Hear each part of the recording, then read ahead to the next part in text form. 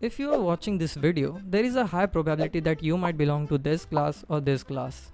Well, I'm not here to demoralize you and make you reflect upon your living standards, but rather to discuss something really important that you and I both need to hear and understand.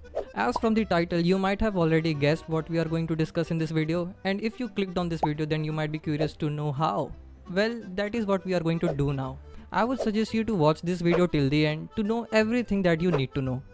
So starting off, we need to discuss something right away, which is that rich people usually have a lot of money when compared to the average people. And that is a no-brainer actually. The thing we don't realize is that having money doesn't only facilitate transactions, but it also allows for various options to choose from. You see, money is a totally different commodity than any other commodity. Money represents value, so does gold, silver, real estate, bonds and etc. What makes money so unique is its liquidity and transactability. How easily it facilitates transaction. You will definitely have a hard time buying a car by exchanging a piece of land or gold even for that matter. But in the case for money, nobody has a problem exchanging it for the good or service at offer. It is an interface and universally accepted one too. Even the ones who bash about capitalism and money as evil thing will accept money readily if offered without a second thought. Now let's get back to our original question. How does having less money require you to have more of it? Well, here are some points that will actually help you understand exactly that. Number 1. The poverty premium. I belong from India, as you could already tell from my strong Indian accent. In India, there is a advice which is usually given by the older people to someone who is new at buying things. The advice being, get the bigger variant, it will be cheaper.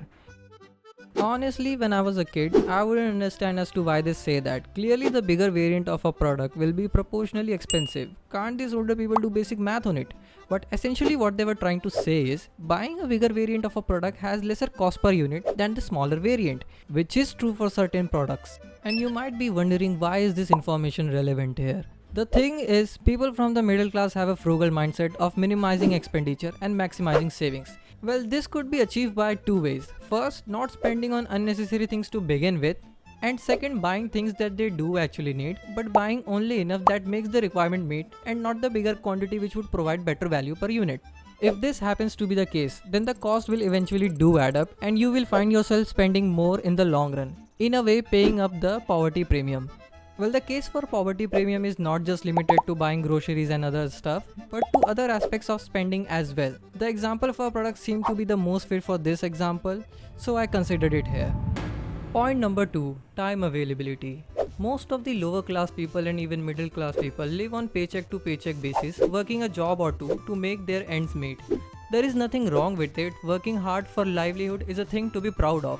However, the only downside here is that by doing so, they are left with no time to spare, and the time they do get is usually the weekends, which they prefer to use it for rest, which is also important by the way, as health is non-negotiable. If this is something which is to be happened every time, what will end up happening is that you won't have any spare time or energy left for some creativity, to try out side hustle, to build a business, to learn a new skill, to do something that might actually improve your standards of living or income if pursued in the long run.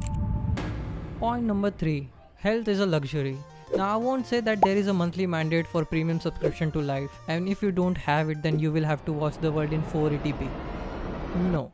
By stating that health is a luxury, I want to bring a point to attention. That being, whatever is necessary for a healthy living can be categorized as a luxury to have now. To be healthy, you need to eat clean, and for a person working 9 to 5, it is quite a task to cook their own meal. Eating out is convenient but not necessarily healthy.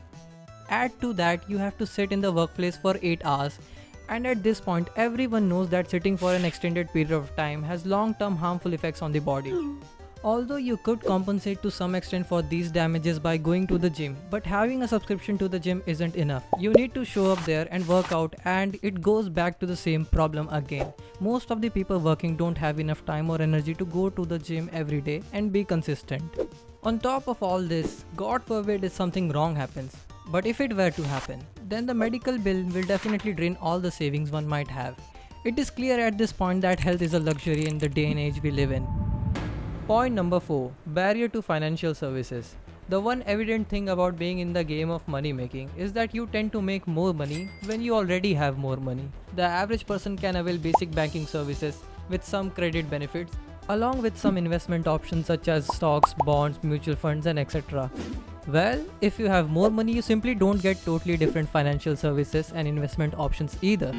However, what you do get is bigger scale of doing these things and to afford accessory services to these very financial services and investment options. Now, I need you to imagine this. You work a day job and you manage all your bills and expenses by your own. It happens to you that the profession you are involved in doesn't require you to have intermediate or advanced knowledge of finances, as everyone knows the basic ones. So there is no incentive for you to get acquainted with financial knowledge apart from you realizing that you indeed need that. While in the case of people with a lot of money, they probably have accountants, portfolio managers, hedge fund managers, and even bank managers in their networks and contacts. Now, all these people are specialists in their respective domain and they know ins and outs of how their respective things work. As someone who has a lot of money to throw around, all you need to do is to pay a commission to avail their services and leave the heavy lifting for them to do. This is what enables rich people to make informed decisions to the same financial services and investment options which is available to you and them as well. The average person either ends up not exploiting the opportunity, make losses while trying an attempt, and even if they manage to do so, they are unable to do it optimally. This results in the cost of losing opportunities, which in my opinion is expensive. And finally, the vicious loop. All of the above mentioned things culminate finally in the vicious loop of you not being able to exploit opportunities, while at the same time end up spending more than you're supposed to. That is all for this point. However, I must say, and I'll be honest, it is not an exhaustive list. There could be even more things happening behind the curtain which might make it impractical to do things which would be monetarily beneficial. But to say it was developed by the elites and it is the part of the matrix would be a stretch. If it were to be the case, we wouldn't be aware about these things in the first place. Well, this is not all doom and gloom, and if I might have demotivated you, then I would like to apologize for it. But hey, there are ways by which an ordinary person can make more money than one can imagine. There will be a video on a practical guide, not so appealing one, on how to become rich on this channel soon. If you don't wanna miss it, then I would suggest you to subscribe to the channel and turn the bell notification on. Hit like if you enjoyed this video and thank you for watching the video till the end. See you next time.